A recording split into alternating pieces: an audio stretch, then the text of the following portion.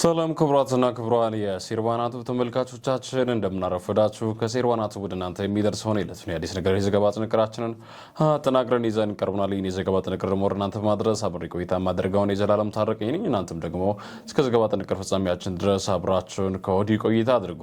በስተመጀመሪያም አብይ ነጥቦችን ማስደምጣችሁናል። ወደዛው አለፍኩኝ። የጥምቀት በዓል አከባበር የመዲናችን የቱሪስት መስህብ ሆኖ ይቀጥላል ሲሉ ከንቲባ አዳነች አቤቤ ገልጸዋል። እንግዲህ በዛሬው ዕለትም የጥምቀት በዓል በደማቅ ሁኔታ በኢትዮጵያ በተለያዩ ከተሞች ላይ እየተከበረ ይገኛል። ፑንትላንድ የአይስ ተዋጊ የሆኑ የ23 ኢትዮጵያውያን መያዟን አስታውቃለች። ከዚህም በተጨማሪ ሌሎች ዘገባዎች ይኖሩናል። ወደ ትንታኔው ዘገባዎችም ማልፍ ይሆናል።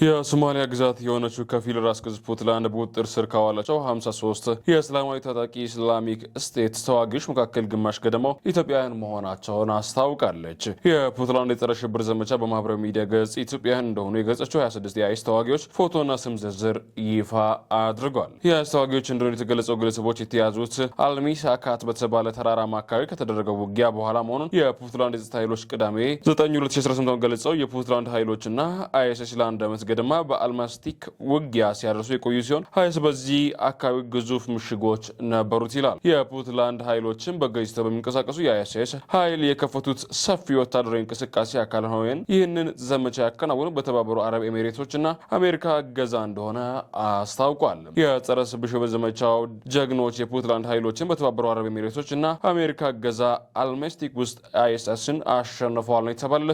ዘመቻው የመጨረሻ ደረጃ ላይ ነው ሲል በኤክስ ገጾም አስፍሯል። ከዚህ ልጠፋ ጋርም የአይሲስ ተዋጊ ናቸው የተባሉ 53 ሰዎች ፎቶ ስማቸውና ዜግነታቸው ተጠቅሶ ተለጥፏል። እነዚህ የውጭ ሀገር ተዋጊዎች የኢትዮጵያ፣ ሳውዲ አረቢያ፣ ቱርክ፣ ሞሮኮ፣ ሶሪያና ታንዛኒያ ዜግነት እንዳላቸውም ተጠቅሷል። የፑንትላንድ የጸረ ሽብር ዘመቻ መረጃ እንደሚያሳየው ግማሽ ገደማው ወይም 26 ያሉ ሰዎች ዜግነታቸው ኢትዮጵያ ነው። በሁለተኛ ደረጃ የተቀመጠው የየመንና የሞሮኮ ዜጎች ናቸው። የሁለቱም ሀገራት ዜግነት ያላቸው 99 ሰዎች እንደተያዙ ተገልጿል። 5 ታንዛኒያውያን፣ 2 ቱርካውያን እንዲሁም 2 የሳውዲ አረቢያና ሶሪያ ዜግነት ያላቸው ሰዎች እንደተያዙ የፑንትላንድ መረጃ ያመለክታል። የውጭ ሀገር ተዋጊዎች በቁጥጥር ስር መዋላቸውን በተመለከተ ቢቢሲ ሶማሊያ ያነጋገራቸው የፑንትላንድ የማስታወቂያ ሚኒስትር መሐመድ አይደድ ዴሪክ ከየትም ይምጡ ከየት ከሩቅ ይሁን ከቅርብ ሁሉም አንድ አይነት ርዕዮተ ዓለም የሚከተሉ ናቸው በማለት በሰጡት መግለጫ ላክለው ይህ የፑንትላንድ ኃይሎች ቡድኑ ላይ ተቀናጅቶ ስኬትና የአይሲስ ቡድን መሸነፍ ማሳያ ነው ሲልም ነው ተጨማሪ ያደረገው። የማስታወቂያ ሚኒስትሩ እንደሚናገሩት የተያዘው ሰዎች ማንነትና ዜግነት ይፋ የተደረገው በሶስት ምክንያቶች ነው።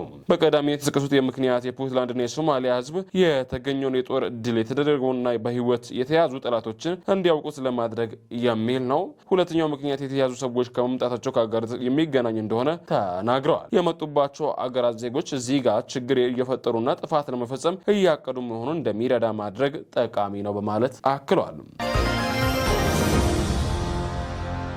በአፍሪካ ቀንድ የተከሰተው ጂኦፖለቲካዊ ለውጥ ተከትሎ እዚህ አካባቢ ያለው ነባራዊ የተቀየረ ዓለም እንዲያውቅ ለማድረግ የሚል ደግሞ በሶስተኝነት ተነስተዋል። የተያዙ ግለሰቦች ከመጡባቸው ሀገራት መካከል ከሶማሊያ ጋር የየብስ ወይም የባህር ድንበር የሚጋሩ 3ቱ ብቻ ናቸው። የማስታወቂያ ሚኒስትሩ መሐመድ በቁጥጥር ስር ዋሉ የውጭ ተዋጊዎች በማንኛውም ወንጀል ላይ የሚወሰደው እርምጃ እንደሚወሰድባቸው ተናግረው ዓለም አቀፍ ማህበረሰብ እንደ አሸባሪ እንደነበራቸው ሚና በተለያዩ መንገዶች ይያያዛሉ። ተራ ወታደር የነበረ ማን ነው? ተሳስቶ ወደዚህ መንገድ የገባና አሁንም የሚጽት የትኛው ነው? እንዲሁም በዓላማው አምኖ መሪ የነበረው የትኛው ነው የሚሉ ይታያልም ሲሉ አክለው እንደተሳተፉበት የውጊያ ሁኔታና ደረጃቸው ተገቢ እርምጃ ይወሰድባቸዋል ሲል ገልጿል።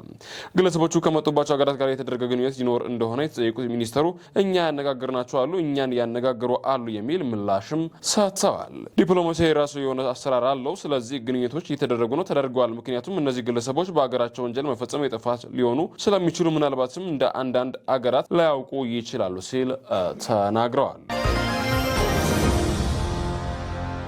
የጥምቀት በዓል በዛሬው ዕለት እየተከበረ ይገኛል። በኦርቶዶክስ ተዋሕዶ ቤተክርስቲያን ዘንድ በአገሪቱ በሚገኙ የጥምቀት ባህር ስፍራዎች ቀሳውስትና ሊቃውንት ለምዕመናን ትምህርት ሰጥተው ጸሎት ተደርጎና ጥምቀተ ባህሩ ተባርኮ ስርዓተ ጥምቀቱ ተካሂዷል። ከማለዳ ጀምሮ ከደቂቃዎች በኋላ ዛሬ የሚገቡት ታቦታትን የማስገባት ስነስርዓትም ሃይማኖታዊ ስርዓት ጠብቆ ይካሄዳል በማለት እየተገለጸ ይገኛል። በዚህ ሁኔታ እንዳለን ሰረገላው ከኤሌክትሪክ መስመር ጋር ተያይዞ 4 ወጣቶች ህይወታቸው ማለፉም ተሰምቷል። በሸገር ከተማ ሀገረ ስብከት በከተራ በዓል ወቅት 4 ተገልጋይ ወጣቶች በኤሌክትሪክ አደጋ ወዲያው ህይወታቸው ማለፉን የኢትዮጵያ ኦርቶዶክስ ተዋሕዶ ቤተክርስቲያን ለተከፈ ኢትዮጵያ ገልጿል ማለት ነው። የሞት አደጋው የደረሰባቸው ወጣቶች በኮዬ ፈጬ ክፍለ ከተማ ፈንታ መድኃኔዓለም ቤተክርስቲያን አገልጋዮች መሆናቸውም ታውቋል። በአደጋው እጅግ በርካቶች አዝነዋል። የኢትዮጵያ ኦርቶዶክስ ተዋሕዶ ቤተክርስቲያን መንበረ ፓትርያርክ ጠቅላይ ጽሕፈት ቤት ዋና ስራ አስኪያጅ የደቡብ ምዕራብ ሸዋ ከተማ አህጉረ ስብከት ሊቀ ጳጳስ አባ ሳዊሮስ በአደጋው ሀዘናቸውን አክለው ተናግረዋል።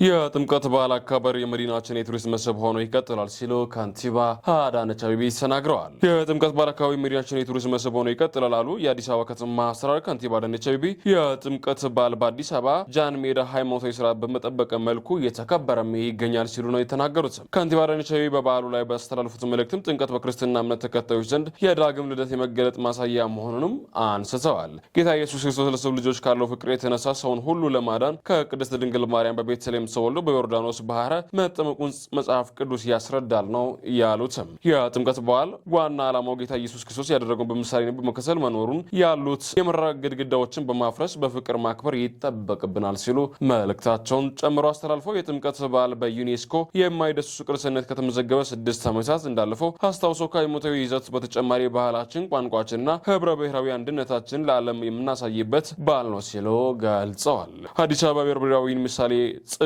ሆና አጌጣ ውብ ለበዓሉ ልዩ ድምቀት ሰጥታለች እያሉት ከንቲባው በዚህ በርካታ ቱሪስቶች በበዓሉ እንዲገኙ ማድረግ መቻሉንም ጠቁመዋል። ይህንን ውጤት ለማስመዝገብ የከተማው አስተዳደር ከኢትዮጵያ ኦርቶዶክስ ተዋሕዶ ቤተክርስቲያን ጋር በትብብር ሲሰራ መቆየቱን አስታውሰው በዓሉ ስኬታማ እንዲሆን ትብብር ላደረጉ አካላትም ምስጋና አበርክተው የጥምቀት በዓል አካባቢ በርካታ ቱሪስቶች በመሳብ የመዲናው ቱሪዝም መስህብ ሆኖ ይቀጥላል ያሉት ከንቲባ ሁላችንም በፍጹም ኢትዮጵያ ጨዋነት፣ እንግዳ ተቀባይነት የሀገርን ገጽታ ለማስተዋወቅ ልንሰራ ይገባል ሲሉ መልእክት አስተላልፈዋል። መላው ለክርስትና እምነት ተከታዮች እኛም መልካም የከተራ የጥምቀት በዓል እያልን ለዛሬ ያዝናቸው ዘገባዎች ይህን ይመስሉ ነበር። አብሬ ቆይታ ያደረግኩት እኔ የዘላለም ታርቀኝ ነበርኩ። ሰናይ ቀን እያልኳችሁ በዚህ ተሰናበትኳችሁ።